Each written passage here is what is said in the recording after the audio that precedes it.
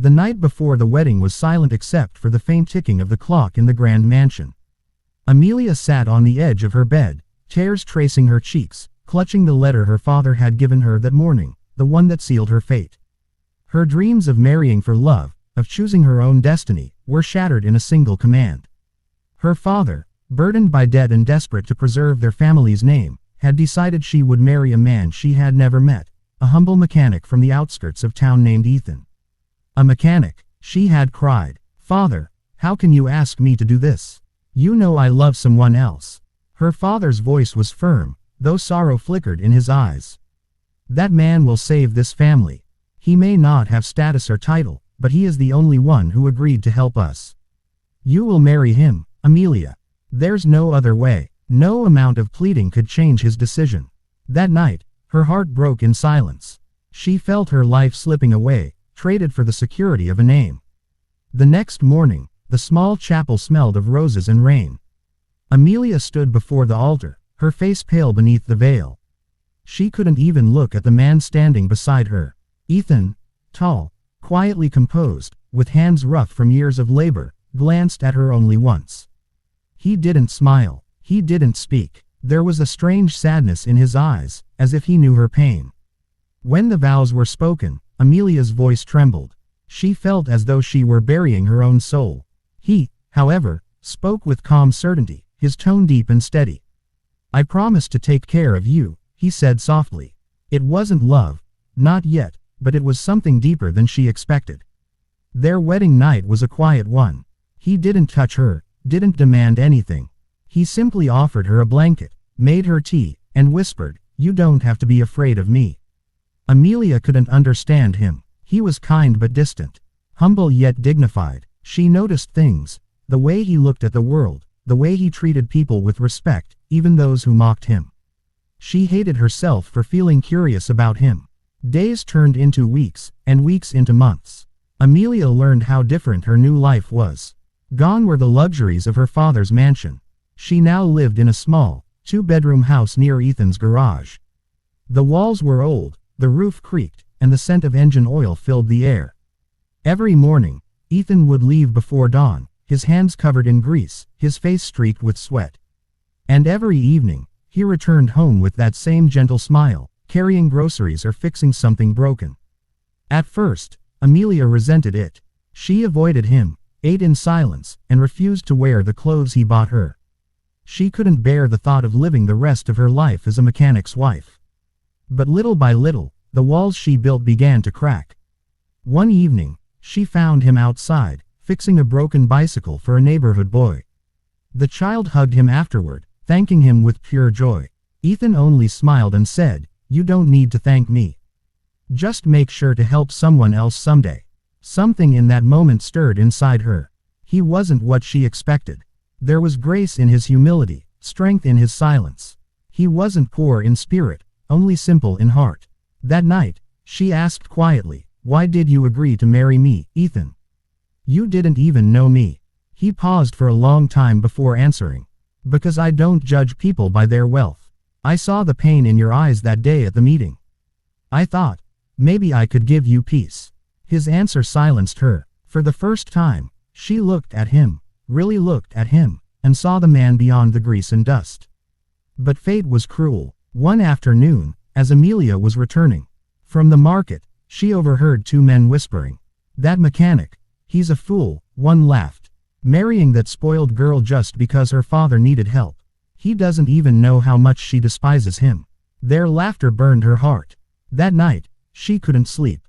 She went to the garage and found Ethan still working. "Why do you put up with me?" she burst out. "I've been cold, unkind, ungrateful. You could have left me."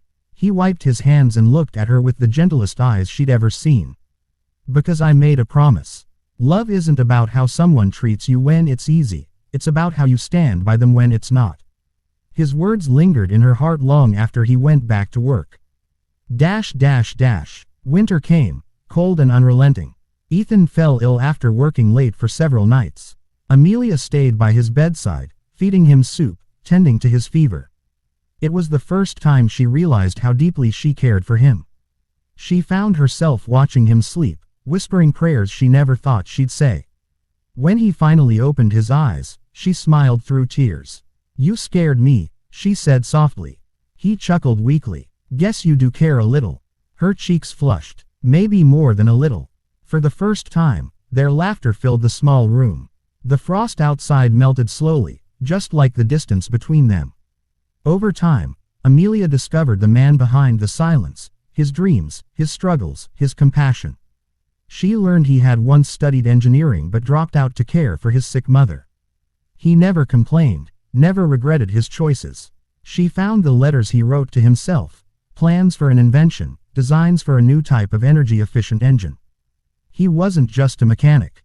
He was a dreamer hiding behind dirty hands and torn clothes. Amelia began helping him in the garage. Her soft hands grew rough, but her heart grew stronger. Together, they worked late into the night, sketching ideas, building prototypes. The bond between them deepened with every spark of the welding torch. And then, one stormy night, everything changed. A black car pulled up to their home. Out stepped a man in a tailored suit.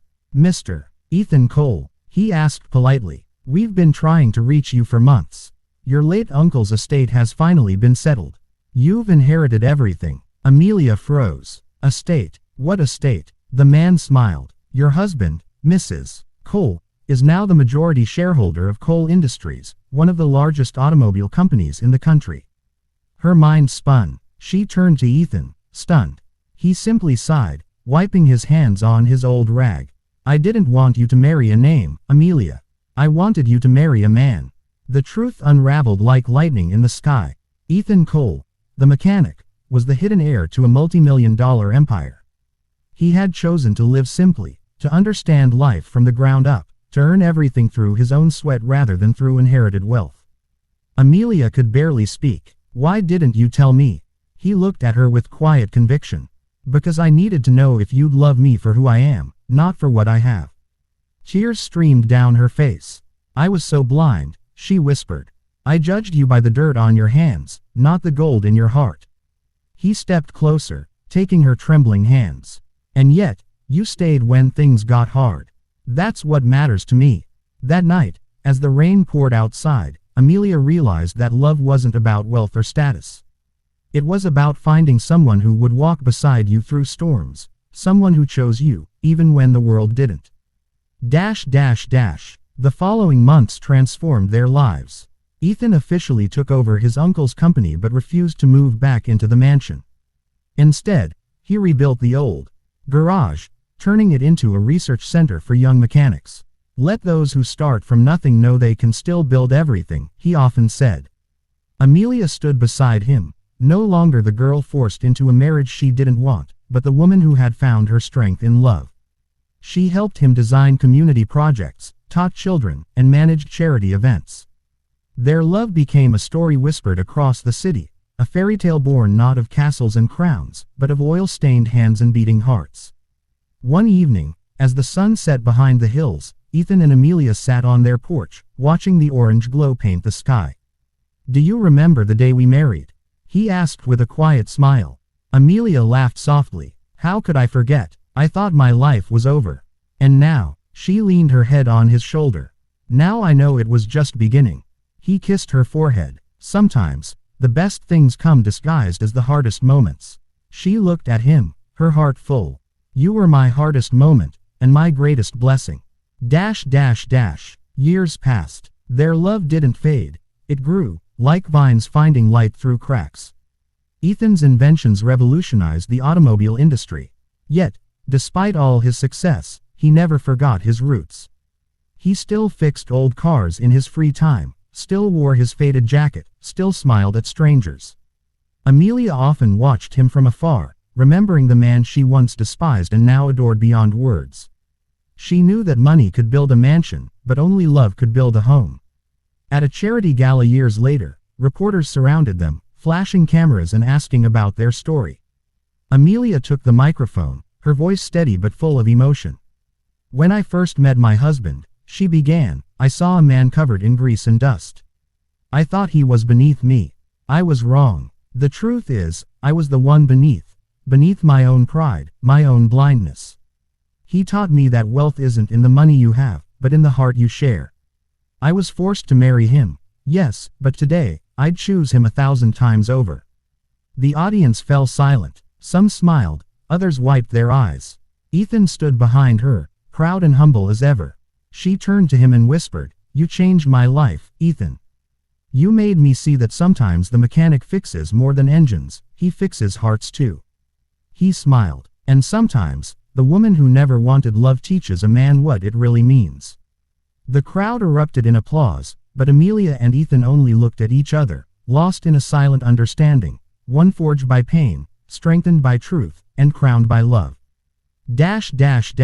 In the end, their story became more than a tale of riches and revelation. It was a reminder that love's greatest miracles often come disguised as life's cruelest tests.